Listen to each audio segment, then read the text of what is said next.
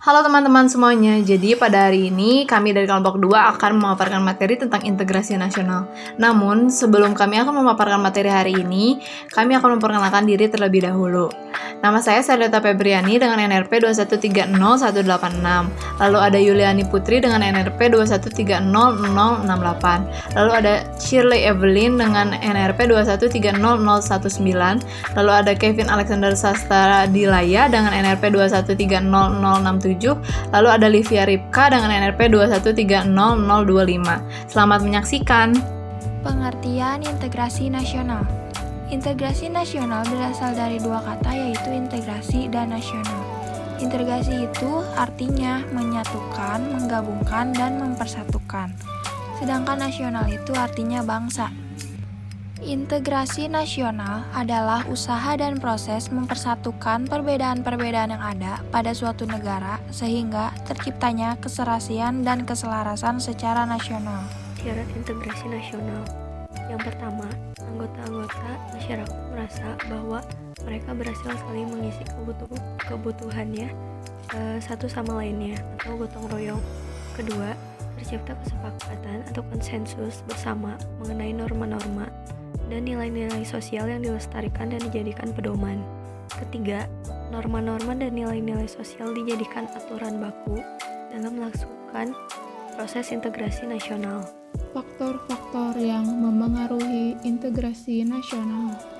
Faktor pendorong integrasi nasional. Pertama, adanya rasa yang senasib dan seperjuangan.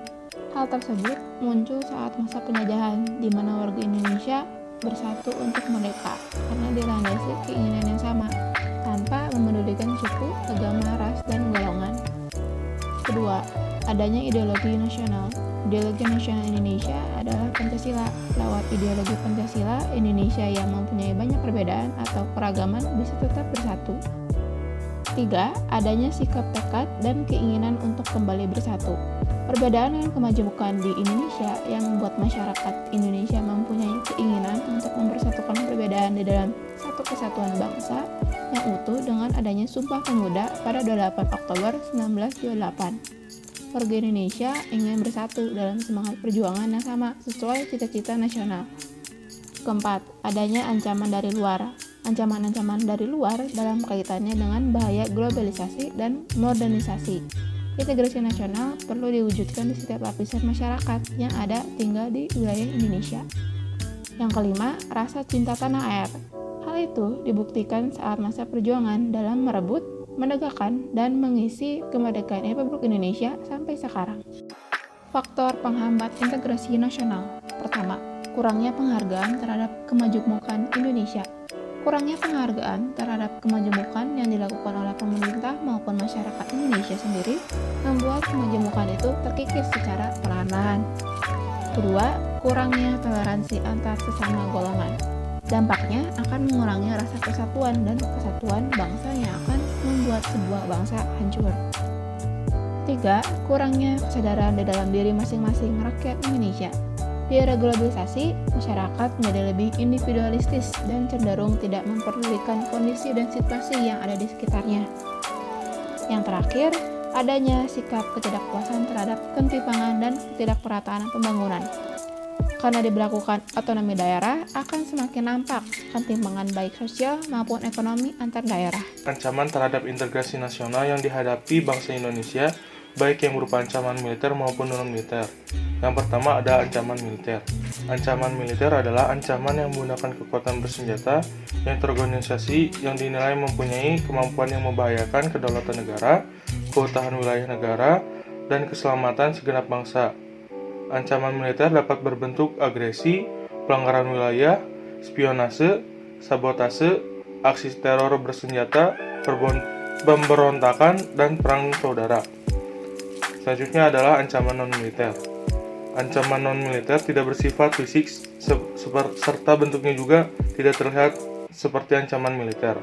Ancaman non-militer berbentuk ancaman terhadap ideologi, politik, ekonomi. Contoh dari ekonomi yaitu adalah inflasi, pengangguran, infrastruktur. Di sini ada contoh masalah integrasi nasional dalam kehidupan berbangsa dan bernegara. Contoh integrasi dalam kehidupan berbangsa dan bernegara, yaitu yang pertama, menumbuhkan rasa cinta tanah air. Yang kedua, terjadinya proses akulturasi budaya yang jadi hasil pencampuran dua budaya yang berbeda. Yang ketiga, menerapkan toleransi antar umat beragama dan suku budaya. Yang keempat, menaati aturan hukum dan undang-undang yang berlaku. Yang kelima, ikut serta dalam pemilihan umum atau pemilu. Pentingnya integrasi nasional bagi bangsa Indonesia. Integrasi penting untuk diwujudkan dalam kehidupan masyarakat Indonesia, dikarenakan Indonesia merupakan negara yang masih berkembang atau dapat dikatakan negara yang masih mencari jati diri. Selain itu, karena integrasi nasional merupakan suatu cara yang dapat menyatukan berbagai macam perbedaan yang ada di Indonesia dengan keanekaragaman suku, budaya, dan agama. Pelanggaran hak orang akan menyebabkan terjadinya disintegrasi, sehingga orang yang haknya dilanggar kemungkinan tidak akan menjalankan kewajibannya. Keseimbangan dalam menjalankan hak dan kewajiban agar tidak terjadi kesalahpahaman yang bisa mengakibatkan kerugian bagi orang lain dan diri sendiri. Dengan demikian, sangat penting integrasi nasional bagi pembangunan bangsa dan masyarakat yang berbeda-beda. Setiap warga masyarakat haruslah menyadari perbedaan etnik, suku, agama, budaya, bahasa, dan lainnya. Perbedaan tersebut jangan sampai dijadikan sebagai pemicu terjadinya disintegrasi nasional. Kesimpulan, semboyan Bhinneka Tunggal Ika memiliki makna berbeda-beda, tetapi tetap satu kesatuan. Semboyan ini menggambarkan persatuan dan kesatuan bangsa dan negara kesatuan Republik Indonesia yang terdiri dari beragam budaya, bahasa daerah, ras, suku, bangsa, agama, dan kepercayaan. Sekian dari kelompok kami, terima kasih.